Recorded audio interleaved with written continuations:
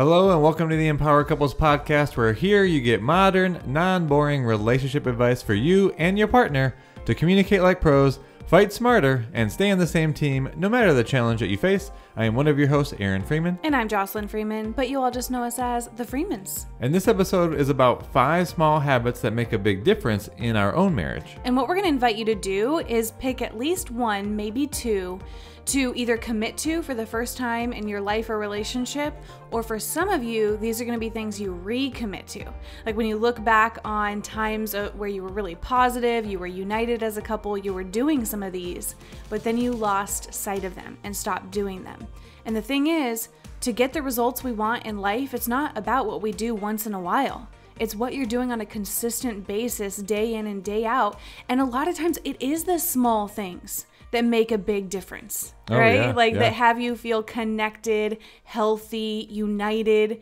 Yes, maybe sometimes there's like big things to do, but a lot of times it's all the small things that really add up, and it's about your habits.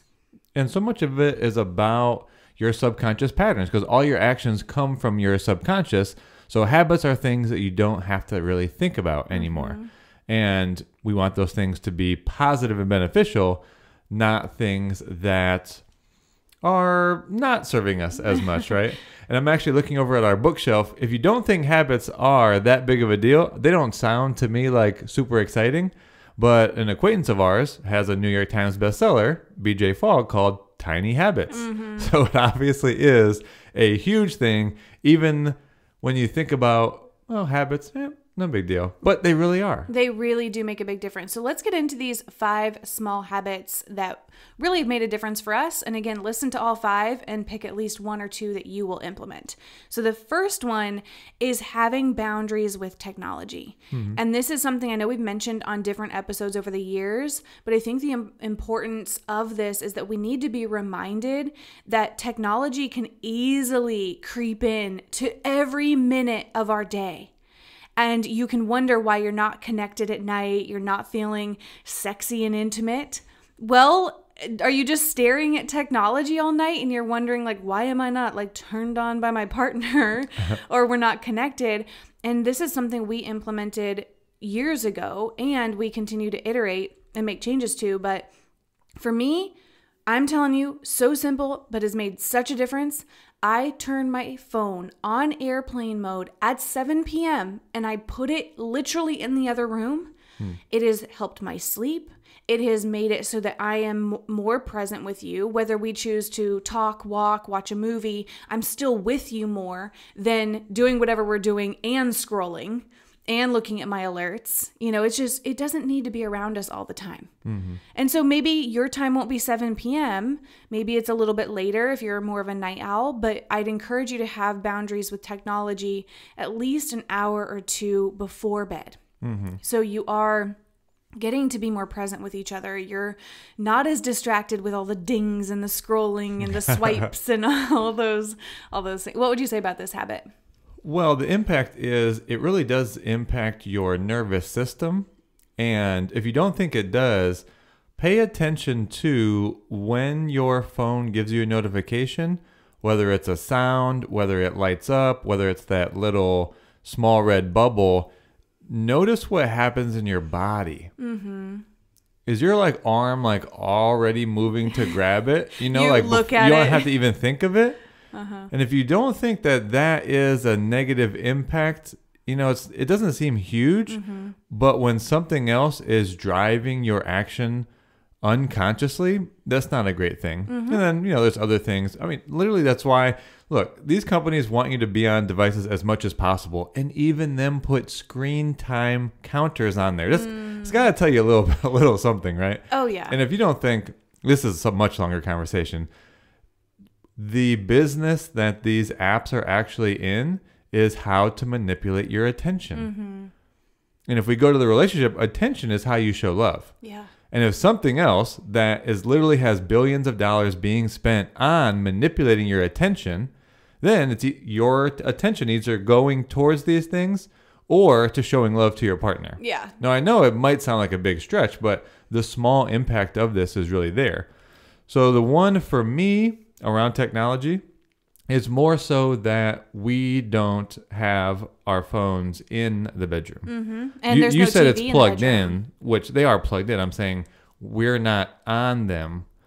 We've never been in our bed with our phones on. And we also don't have a TV in our bedroom. That was the other thing I was going to say. And it's been, actually, we never have. Never. I think when we first moved in, I think I moved a TV into the living room. And then when we moved again, we're like, I don't think we should have a TV in there. And the main thing for me was some time ago, a friend of mine, so whether this is like really the thing or not, she said, what does television stand for? She's like, television, where you're allowing someone else to tell you their vision or what they want for you rather than you being connected to your own vision. Ooh, yes.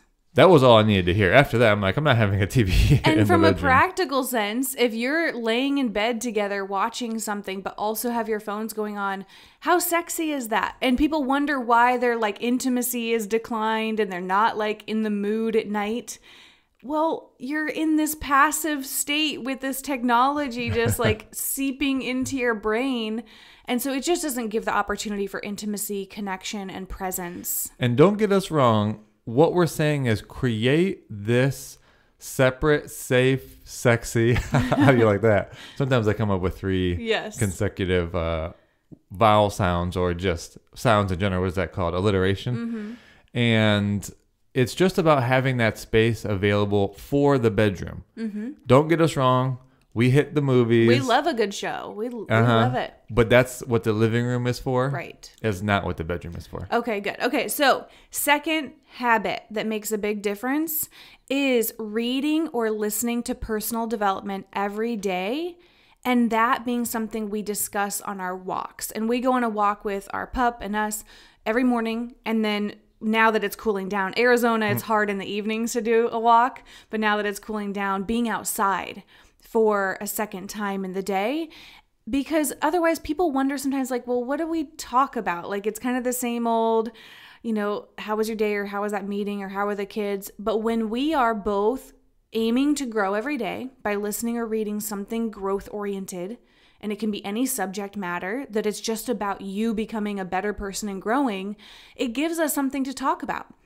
And I think it's worth saying on our session yesterday, it was funny because the couple was like, well, sometimes we're not sure what to talk about, but also we're not always interested in the same thing.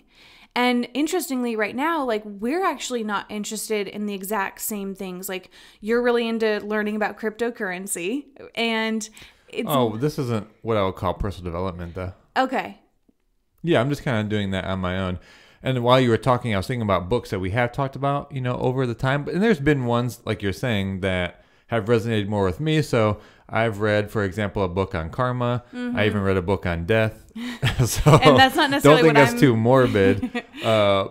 Short answer is, when you're really present to like death is going to happen for all of us, you're more alive in your day to day. But I just wanted to say that. Yeah. So those are 2 things that we weren't necessarily reading as a development together. Yeah, and vice versa, like, things I'm interested in right now. So the point is that if you're both growing by consuming something, reading or listening to something growth oriented every day, and then you are connecting each day in the morning, the evening, like maybe you need to start an evening walk together. Maybe that would be a great way to transition between work and family time. It gives you something new to talk about as opposed to routine, and you get to share and grow and connect and just learn about something new. Yeah, for sure. So you never can have too much growth or new things to talk about together. Should we move to the next one or give some other examples of books that we've read? I think those are good. Yeah. Okay. Just do the next one then. Okay, so the third habit that makes a big difference is to wake up and go to sleep at the same time. Yeah, this is an interesting one. Just to your point earlier, those habits that we don't really think about, this is one I haven't thought about, but has come up a number of times in our coaching. Yeah, when couples will say, well, we're on totally different times, and we get it. Some of you literally do work completely opposite schedules. Like for some couples, they work overnight, and then some of, there's like night nurses who are working overnight. So we understand if literally your schedule is flipped, but if you can aim to create a schedule, for those of you who don't have that, literally like you're working overnight, how can you go to bed at the same time and wake up together? Because those are really special moments. And if you're completely off, like if one of you sleeps in till 9, the other's at 6, you missed out on time to connect in the morning. Or if one of you's staying up really late and one of you goes to bed early, then you're not in the bed together, which is a missed opportunity for potential intimacy as well. Yeah, we were talking to a couple. I just think even the balance of sleep. So we've been interacting with more parents, and one couple that we were talking to, it's like her responsibility ends up being the kids. So she, puts them down and maybe doesn't get to sleep till 10 or 11, which ideally she'd like to get to sleep at 9, I think she said. But then she's up early by like maybe 6 or 7 getting things ready. And though that was her role, it's like that every single day. And yes, it does get to the point where she would think, well, why does he get to sleep until 9 or 10 or whenever he wants to? So I think, yes, the waking up at the same time for all the things you mentioned, but also when you're in a season that one of you isn't getting maybe as much sleep, I just think it's such a benefit to be able to help your partner out. I mean, sleep is so foundational and fundamental to your life energy, how you feel during the day, reducing your stress. And that happens when you sleep, right? And if you're not getting into those certain REM cycles, your body doesn't get that opportunity. So you're just waking back up, maybe feeling stressed again, feeling depleted, drained. So I think looking also at a balance at least, so that, look, if your partner is needing some more rest, even if they're waking up to do their standard quote unquote role, I mean, can't you wake up a couple of those days and help them out a little bit? Exactly. I think that's really, really big. So that's made a big difference for us. We get to connect in the mornings, the evenings, we're on a similar schedule. It doesn't feel like we're just, crossing paths once in a while. Going into the 4th habit is we prioritize our physical well-being. And it is a non-negotiable for us. And it has been since day one. And I know you'll get into some specifics of what that looks like, Erin, of how we do that. But the reason why, as simple as it can seem, and you see ads all the time about exercise and eat well, and it seems like as human beings, this should be just something we automatically do. But a lot of you aren't probably prioritizing your well-being. You keep saying, we're going to exercise, we're going to eat better meals, we're going to stop eating out as often. But are you? And, the thing is, how you feel in a relationship partially has to do with your chemistry. What's going on in your body. And when we're eating well and we're exercising, then our endorphins are coming out, happy chemicals. I mean, our metabolism is better. We're happier beings when we are healthy. It's just proven. I don't even have to cite studies. That is a given. But yet a lot of people won't do the things that help them actually release happy chemicals, like eat well and exercise. And this podcast is about our habits. So as you're listening, take on the ones that you think would be beneficial. So this one, we're not saying you have to do, but for us, we are gluten-free and dairy-free. And to be completely honest, I found such a benefit in the reduction of inflammation and how I felt kind of like, puffy, if you will, and not as much energy. A little bit sluggish. Sluggish is a good term. So just doing that over time, and that being a reference to how I used to feel, I actually get how much better I feel. And a lot of studies are coming out now where, of course, like stress is one of the biggest contributors to, we'll just call it ailments. But they're also finding now, like the second highest one is inflammation. Inflammation of your cells leads to processes that lead to a lot of ailments. Might not be the next day or the next week, but over time. And for us personally, gluten-free and dairy-free is a big contributor to inflammation. And how this matters to marriage is because, again, if you're feeling good, you're going to show up differently. I mean, your energy makes a difference. It's just, you got to see that correlation. Self-confidence. Self-confidence, huge. I would also say energy, like actually feeling you have your 100 units of energy. Yeah. When your energy is low, when your self-confidence is low, you're typically also, your assertiveness goes down, and then now you're just more reactive. Yeah. Actually, we just did the podcast, last episode about how simple conversations turn into conflicts.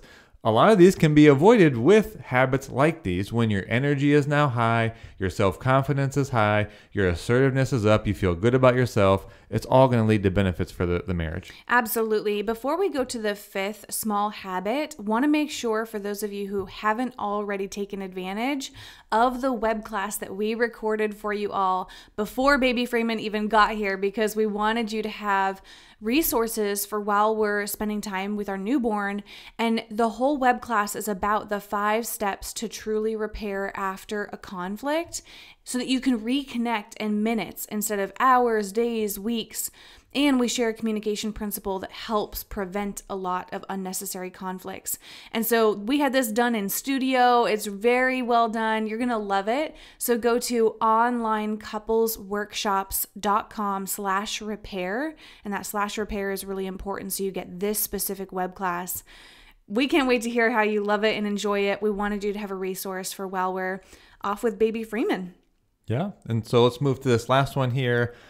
Spending time with other empowered couples each week. Yeah, so the reason it's important to think about spending time with couples specifically is, and specifically empowered couples, which we mean people who are up to positive things. They want to grow. You know, they're not down in the dumps and they gossip about each other.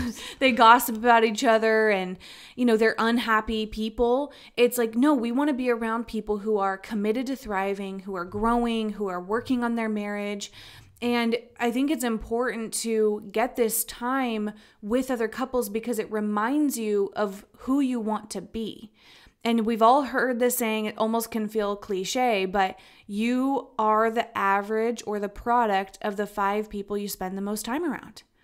And so if you think about it, probably your coworkers are a big part of who you spend time with. Well, how are their marriages going? You know, do they lift you up? Do they inspire you? And so when you're off time on the weekends, it's also good to get time where it's not just the 2 of you together. It's also you plus other people who inspire you, remind you of who you want to be, you know, even share things that challenge you. Like, oh, wow, okay, like what they said, they're working on that's challenging me to want to be better as well. Mm-hmm. I'm not going to have this saying exactly right, but it's something like unsuccessful people, and, you know, put in success, however you define it. Unsuccessful people talk about others. Successful people talk about ideas. I think that was the saying. Yeah. So in either case, the people that you spend time around, you adopt their language. Mm-hmm. You know, you adopt the words that they use. Are these uplifting words? Are these positive words? Are these negative words? Are these words that are stuck in the past? Are they language that's based on comparison to other people? And then the language then influences your perspective about life, their perspective about others, your perspective about yourself and what you can accomplish. So it's not just a saying. When you really think about it, it's huge. And for me, one of the biggest impacts has been, I would say, how I see myself. Because I think for you and I in the personal development and all the other habits, we've created a language and a perspective about life. And I think being with other empowered couples is what has me see myself as bigger. Yeah. And able to do higher level things, if you will. Yeah. So I like to spend time with people that I'm like, oh my gosh, I can't even believe some of the things that they're up to. I think there was a time, and you shared another podcast, where that can be kind of confronting. Mm-hmm. Like, man, I don't deserve to be in this room, or I'm not at the level that these people are playing at. You know, these people, which you want to become your friends. But for me, I've mostly been very inspired when I get around people that are up to huge things. And I just love the way that I feel around that. The things they talk about. Just it's uplifting, as you said. And being up to huge things can mean different things, right? It doesn't have to be that they're building an empire, wanting to get rich. It could be that they want to be amazing parents and you're focused on being great parents right now. Or, you know, they really are committed to an epic marriage, and that's something you want as well. Because I love what you said, Aaron. You pick up on the language. And what I notice is, depending on who we're talking to, whether it's like a new acquaintance we met, like I pay attention to what they are saying to each other what they believe that's coming out in their language, because I don't want to adopt certain disempowering beliefs or words or energies. So I think we've really hit this home as the 5th habit is to really spend time with other empowered couples each week. It's going to influence you. It's going to remind you of what you're committed to. It made me think of one other thing, actually. Mm-hmm. When you're around other people that are passionate about whatever they do, and this made me think of, I don't know if you call him a friend, certainly an acquaintance. We've talked to him a few times, but his name's Andre Norman. Mm-hmm. And what he does is someone basically pays for all his expenses to go around and save lives. He saves lives. For like those people in crisis. that are in crisis and are thinking of suicide and are on that sort of edge, he goes and is in suicide prevention. Mm-hmm. That's what he does. And when we talk to him, there probably isn't anyone else that's as passionate and committed about the thing that they do in their life as anyone else I've ever come across. Yeah. And though it's it could seem like a really dreary topic, when you talk to him, he's so inspiring and passionate. It just resonates within yourself. Mm-hmm. Just to be around that level of passion and to seek that out in your own life. I love that.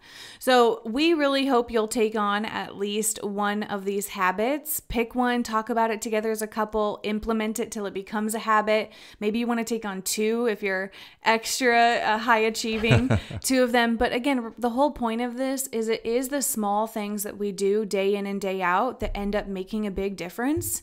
And so don't think about, let's do something once a month that's positive. No, what are the small things we can be doing daily that are going to compound, and we're going to feel the difference in our relationship?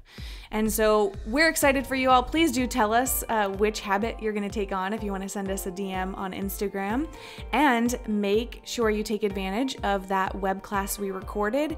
The URL again is onlinecouplesworkshops.com/repair. We love you all, and we will talk to you on the next episode.